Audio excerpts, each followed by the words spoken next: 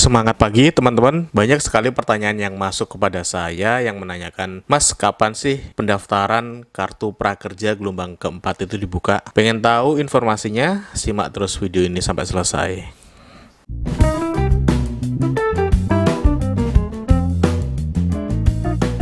Sebelumnya, bagi teman-teman yang baru datang ke channel ini, saya ucapkan selamat datang. Channel ini berisikan tentang tip bisnis, tutorial bisnis, maupun inspirasi bisnis yang videonya saya pikir sangat bermanfaat bagi teman-teman yang sedang concern mengembangkan bisnis. Silakan teman-teman cek di channel ini, saya sudah menyiapkan banyak sekali video di channel ini. Siapa tahu ada video-video yang memang sedang teman-teman butuhkan. Jika teman-teman tertarik dengan tema-tema video yang ada di channel ini, silakan klik tombol subscribe-nya ada di bawah sini. Nyalakan juga tombol loncengnya agar teman-teman mendapatkan update terbaru video dari channel ini. Jadi seyogyanya pendaftaran kartu prakerja gelombang keempat itu dibuka pada tanggal 26 Mei kemarin ya, setelah lebaran kemarin. Namun menurut informasi yang saya dapat itu memang ada penundaan atau diundur. Kenapa? Karena memang pihak penyelenggara dari kartu prakerja itu sedang melakukan evaluasi. Ya, saya pikir memang sudah saatnya si kartu prakerja, pelaksanaan kartu prakerja itu dievaluasi sebelum dilanjutkan. Dan itulah kenapa saya sendiri beberapa waktu ini tidak mengulas atau membahas tentang kartu prakerja. Karena menurut saya pribadi, kartu prakerja ini perlu dievaluasi. Bukan karena programnya ya, kalau ngomongin soal program, saya sangat setuju, sangat mendukung kartu prakerja ini. Karena menurut saya, ya tujuannya bagus. Selain di masa pandemi ini, pemerintah niatnya membantu, ngasih stimulus, ngasih semacam BLT lah, bantuan kepada masyarakatnya bagi teman-teman yang memang membutuhkan. Di sisi lain pemerintah juga berharap ada peningkatan kapasitas, ada peningkatan pemahaman atau ilmu di masyarakat. Ya menurut saya sendiri tujuannya cukup bagus. Dan yang kedua, dari sistem pelaksanaannya dengan sistem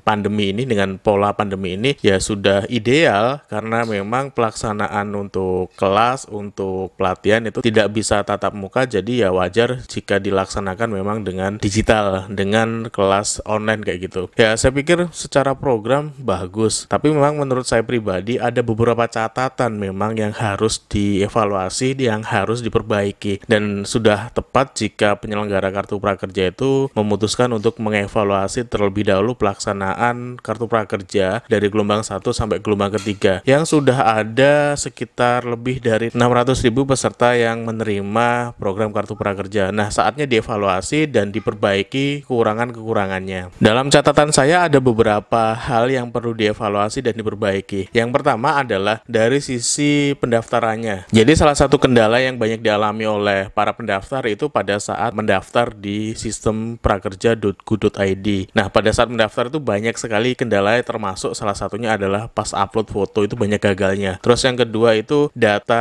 NIK-nya itu tidak valid dan sebagainya lah. Banyak kendala yang pada akhirnya itu menyebabkan banyak pendaftar yang tidak bisa mendaftar atau melanjutkan pendaftarannya di kartu prakerja. Nah, kalau menurut saya sendiri sekelas kartu prakerja yang didanai oleh pemerintah dengan dana yang cukup gede, ya harusnya yang namanya sistem prakerja di .go.id itu ya perfect lah. Ya mungkin kalaupun tidak perfect ya harusnya lebih siap lah dibandingkan dengan pelaksanaannya kemarin. Banyak sekali kendala, websitenya sering down. Ya saya pikir sekelasnya penyelenggara pemerintah dengan budget yang gede, jika kualitasnya seperti itu ya justru mendowngrade-kan dari penyelenggaranya sendiri. Jadi saya pikir sistemnya itu harus di-upgrade, harus ditingkatin lah, agar memang banyak masyarakat yang tidak kecewa pada saat mendaftar si kartu prakerja itu sendiri. Masa iya produk yang dari negara dengan biaya yang cukup tinggi tapi kualitasnya masih kalah dengan yang dikerjain sama swasta yang mungkin dengan modal yang tidak cukup gede kayak gitu. Ya saya pikir perlu diperbaiki si sistem dari kartu prakerja itu sendiri. Terus yang harus dievaluasi berikutnya adalah pesertanya, peserta yang lolos, yaitu saya pikir harus dievaluasi. Karena saya mencatat banyak sekali peserta yang lolos itu sebetulnya tidak berhak untuk mendapatkan si kartu prakerja. Jadi ya saya pikir saatnya pemerintah mengevaluasi deh, sebetulnya kriteria seperti apa sih yang baiknya diterima. Kalau memang dikhususkan untuk teman-teman yang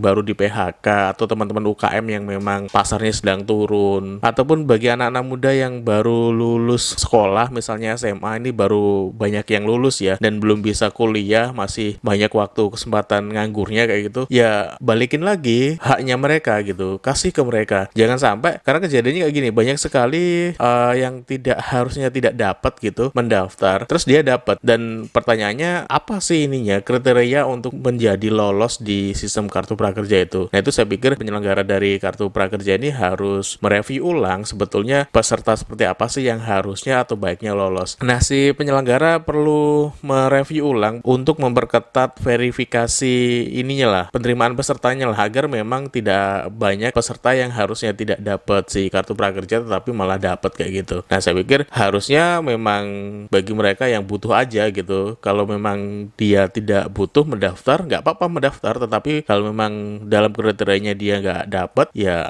jangan diloloskan kayak gitu. Karena kasusnya dari gelombang 1 sampai ke gelombang ketiga itu banyak yang harusnya nggak dapat tetapi dapat kayak gitu. Sedangkan teman-teman yang memang harusnya dapat tetapi malah nggak dapat kayak gitu. Jadi ya saya pikir perlu diperketat untuk penjaringan peserta atau seleksi peserta dari kartu prakerja itu. Terus berikutnya yang harus dievaluasi adalah penyelenggara atau penyedia pelatihan. Nah, saya mencatat banyak sekali keluhan yang dirasakan oleh peserta dari prakerja ini ya. Jadi mungkin bagus ya dengan sistem pelatihan online daring, dan semua orang atau semua lembaga yang memang kredibel untuk menjalankan pelatihan online itu bisa mendaftar ke sana, bisa bergabung menjadi vendor dari kartu prakerja. Namun sayangnya dari semua vendor yang ada, yang penyelenggara pelatihan prakerja itu tidak semuanya siap, saya pikir. Kenapa? Karena banyak sekali kendala di lapangan, karena banyak sekali masalah di lapangan. Salah satunya, misalnya nih ada peserta yang beli pelatihan prakerja dari marketplace A, marketplace B gitu. Nah, sistem redeemnya itu nggak jelas. Sistem redeemnya itu kadang vouchernya nggak bisa dipakai lah, terus kadang si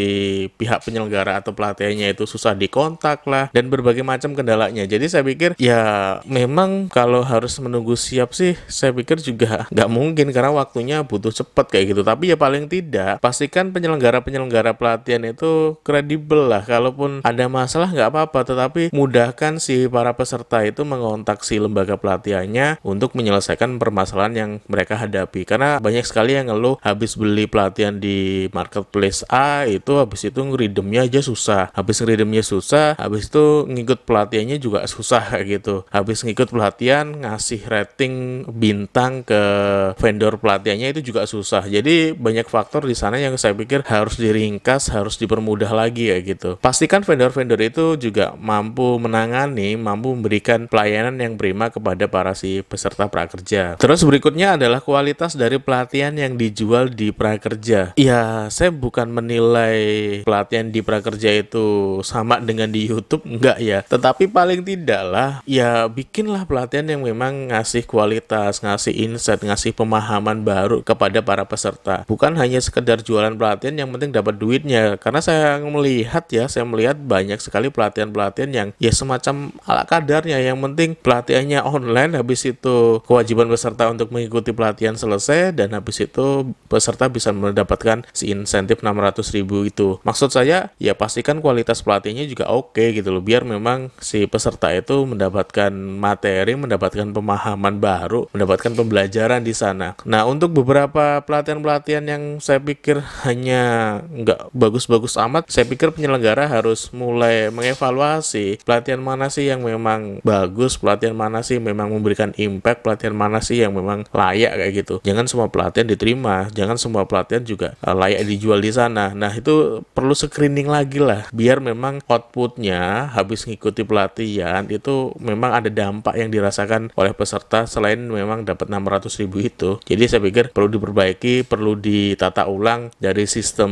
siapa vendornya, berkualitas enggak, terus yang kedua pelatihannya pun juga harus berkualitas tentu saja. Selain itu juga ada beberapa masalah terkait dengan pola pelayanan, semacam habis ikut pelatihan dapat sertifikat tapi ngunggahnya di sistem prakerja.go.id itu lambat. Nah, hal-hal kecil semacam ini walaupun itu sebetulnya sepele, tapi kalau kita ngomongin bisnis ya itu bagian dari pelayanan yang tidak bagus gitu loh, bagian dari pelayanan yang tidak prima. Jadi pastikan integrasi dengan si vendor itu jauh lebih cepat agar memang habis peserta itu selesai mengikuti pelatihan di vendor atau di lembaga pelatihan, sertifikatnya bisa langsung terunggah di sistem atau dashboard prakerja, agar memang peserta itu tidak bertanya-tanya sebetulnya dia itu bisa bisa mendapatkan insentif nggak sih? Terus habis itu kalaupun dia mau beli pelatihan lagi, prosesnya bisa lebih cepat. Nah, itu beberapa hal yang saya catat sebetulnya dari prakerja ini yang saya pikir perlu dievaluasi, perlu diperbaiki ketika nanti si kartu prakerja ini, program kartu prakerja ini dijalankan lagi. Secara konsep saya setuju, secara konsep saya mendukung full karena memang saya pikir tujuannya baik, saya pikir niatnya memang baik. Selain ngasih bantuan tunai ke masyarakat, pemerintah juga berpikir bagaimana si masyarakat itu sendiri juga bisa menaikkan atau meningkatkan kapasitas diri. Sistem pelatihannya pun saya pikir memang